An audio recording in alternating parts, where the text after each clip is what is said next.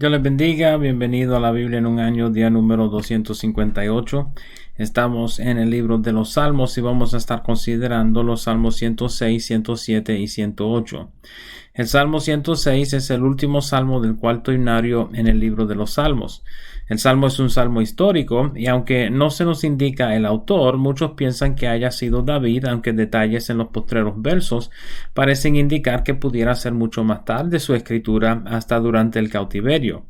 El salmo comienza en similar manera a algunas de los salmos de David, invocando al pueblo a adorar a Dios y agradecerle por sus obras y misericordia sobre ellos. Noten las preguntas del verso 2, implicando que Dios ha hecho obras aún mayores de lo que el hombre ha podido conocer. El verso 3 prepara el escenario para el resto del salmo, durante el cual el salmista hará memoria de la injusticia y rebelión de Israel durante su trayectoria desde Egipto hasta la tierra prometida. En los versos 4 y 5, el salmista anticipa la salvación de su pueblo de nuevo y pone su petición delante de Dios para que pueda estar entre los que regocijan en la salvación de Jehová y se glorían en su heredad. Los versos 6 al 12 comienzan el recuento histórico de la trayectoria de Israel, comenzando desde su liberación de la opresión en Egipto. Noten la manera en la cual el salmista denota la rebelión de Israel junto al Mar Rojo antes del milagro, murmurando contra Jehová y su siervo Moisés. Esta historia sale de Éxodo capítulo 14. Sin embargo, Jehová hace un milagro abriendo el Mar Rojo y dirigiendo a su pueblo por lo profundo del mar como si por un desierto árido y seco. El verso 11 menciona el cierre del Mar Rojo sobre los egipcios, de manera que ninguno quedó. El verso 12 describe el cántico del pueblo con Moisés y María en Éxodo capítulo 15. Los versos 13 al 15 describen el episodio de las codornices y la subsecuente plaga cual vino sobre el pueblo por su rebelión. Pueden leer esa historia en Éxodo 16 y en Números capítulo 11. Los versos 6 al 18 describen la rebelión de Coré contra Moisés y Aarón, durante el cual la tierra se abrió y los tragó y fuego destruyó sus moradas. La mención de Datán y Abiram en ese segmento, en vez de Coré, implica que Datán y Abiram actualmente impulsaron a Coré a la rebeldía.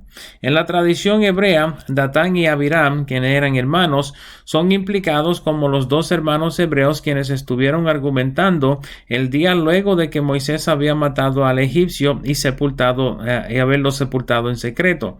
Mientras los dos argumentaban, Moisés intentó traerlos a paz. Sin embargo, los dos le hicieron frente a Moisés, divulgando que sabían lo que había hecho con el egipcio y que temían que Moisés los mataría a ellos. Desde que Moisés regresó a Egipto, Datán y Abiram buscaron complicar su ministerio. Los versos 19 al 23 describen la fundición del becerro de oro, mientras Moisés recibía la ley sobre el monte Horeb en Éxodo 32. Noten en el verso 22 la referencia a Egipto como la tierra de Cam y en el verso 23 la decisión de Dios de destruir al pueblo si no hubiese sido por la intervención de Moisés. Los versos 24 al 27 describen la decisión del pueblo de no subir a Canaán a tomarla por heredad, por el temor impuesto sobre ellos por 10 de los 12 espías en Números capítulo 13. Noten el juramento de Dios en los versos 26 y 27 de que el pueblo caería en el desierto y que sus generaciones serían dispersas entre las naciones del mundo. Los versos 28 al 31 describen la rebelión de Israel en Baal Peor, cuando fornicaron los hombres de Israel con las mujeres de Madián por recomendación del profeta Balaam. Pueden leer la historia en Números capítulo 25. Finés, nieto de Aarón, puso fin a la mortandad entre el pueblo, matando un prevaricador quien trajo una madianita consigo al campamento en plena vista de Moisés y la congregación. Noten en el verso 31 que le fue contado por justicia a Finés. Los versos 32 y 33 describen la rebelión de Israel en Meribá, contado en Éxodo capítulo 17, cuando el pueblo conspiraba contra Moisés por la falta de agua. Aunque Dios les dio agua de la peña, el evento tuvo sus consecuencias. Los versos 34 al 39 hablan de las múltiples ocasiones durante la conquista en los cuales el pueblo de Israel no desechó a los pueblos ajenos y en vez cayeron en la misma idolatría y pecado que los pueblos de Canaán. Noten la mención del sacrificio de sus propios hijos a los dioses de Canaán. En los versos 40 al 41 33 se describe el tiempo de los jueces, en los cuales Dios utilizó a los pueblos enemigos de Israel para adiestrarlos en su caminar con Dios. En su ira los entregó a las naciones ajenas. Cuando el pueblo clamaba, Jehová los volvió a escuchar. Luego que los libraba, volvían a su pecado. Los versos 44 al 46 describen el oprobio de Israel por las naciones, haciendo nota de la misericordia de Dios hacia ellos, haciendo que hasta sus captores se compadecieran de ellos. El verso 47 es un ruego a Dios por misericordia y salvación, y el verso 48 trae fin al salmo bendiciendo a Dios por la eternidad e invocando la unidad del pueblo a su canto con un amén.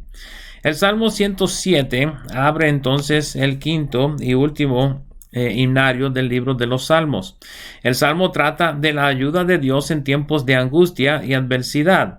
Comienza de similar manera al previo Salmo, agradeciendo a Dios por su misericordia y fiel amor y llamando a los redimidos de Dios a dar testimonio de la veracidad de sus palabras. Los versos 4 al 9 describen el camino de algunos por lugares desiertos hasta poder llegar a una ciudad en la cual morar. Si David fuera compositor de este salmo, estuviera seguramente hablando metafóricamente de la ciudad de Jerusalén, la cual fue vista por David como señal de la mano de Dios sobre su pueblo.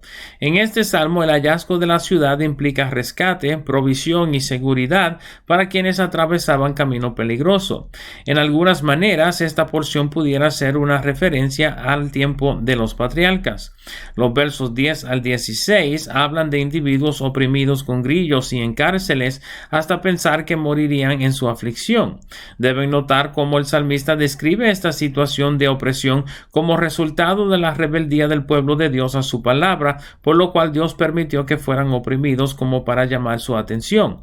Metafóricamente, estos versos pudieran estar haciendo referencia a la esclavitud de Israel en Egipto. En los versos 17 al 22 parecen implicar la rebelión de Israel en cuanto al maná y las codornices en el desierto, diciendo que prefirieron mejor acercarse a la muerte hasta que se humillaron y clamaron a Dios por salvación. Noten de nuevo la respuesta de Dios a un pueblo rebelde, volviendo a salvarlos aún de las consecuencias de su rebelión. Recuerden que el tema central de este salmo es el amor incesante y la misericordia abundante de Dios. Noten el verso 20, cual implica la sanidad de Dios mediante el envío de su palabra, lo cual implica a Jesús mismo en su ministerio terrenal. Esto en sí es propio dado el próximo segmento. Los versos 23 al 32 describen la salvación de un grupo de hombres quienes salieron sobre el mar en una nave, pero fueron azotados por una fuerte tempestad. Noten la manera en la cual el salmista describe a Dios calmando la tempestad luego de que azotara a la nave e hiciera que los hombres temieran por sus vidas. Este salmo es comúnmente utilizado con referencia al milagro de Jesús en Marcos capítulo 4, cuando calma una tempestad sacudiendo la nave en la cual viajaba él con sus discípulos. Los versos 33 al 38 describen cómo Dios utiliza la naturaleza para bendecir o corregir a su pueblo. Para los rebeldes, aún los lugares fructíferos y regados por los ríos y los estanques se secan y mueren. Mientras tanto, para los humildes, Dios hace brotar ríos en el desierto y estanques de agua en los lugares secos. Su bendición produce hasta para las bestias y los ganados de su pueblo.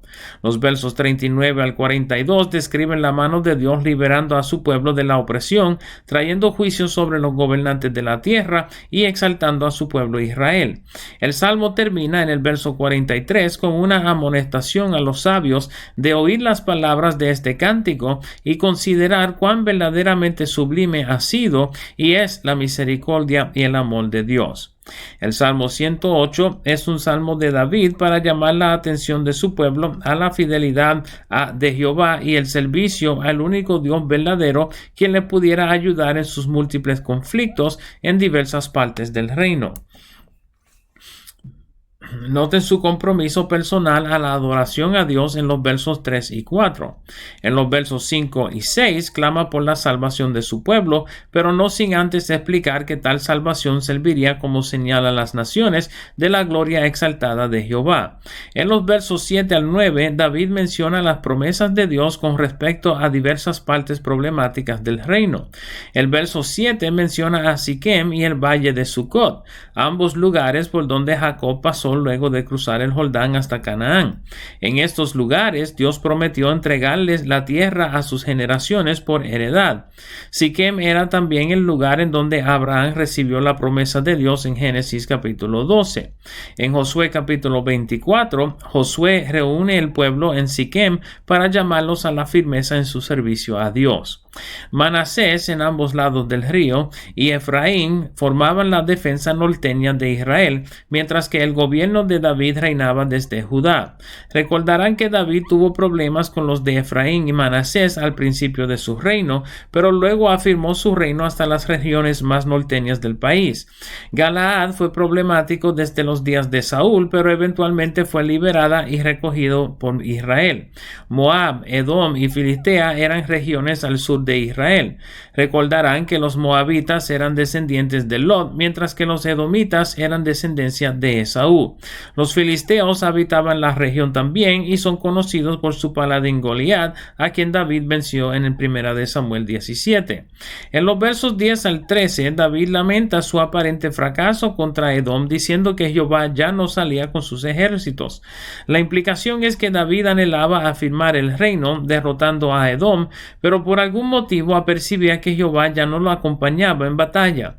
Sin embargo, clama a Dios en el verso 12 para que les ayudara y salvara a su pueblo. Noten su mención de la vanidad de apoyarse en los hombres. Esto es una referencia a alianzas militares, tanto entre el pueblo de Edom con otros países o intencionados entre Israel con otros países en contra de Edom. David se niega a aliarse contra sus enemigos, esperando mejor que Jehová volviera su rostro hacia su pueblo. El salmo termina en el verso 13 con la anticipación de una gran victoria militar con el respaldo de Jehová. Estos han sido los salmos 106, 107 y 108. Espero el video les sea de provecho y nos veremos por esta parte otra vez mañana. Dios me los bendiga, Dios le guarde.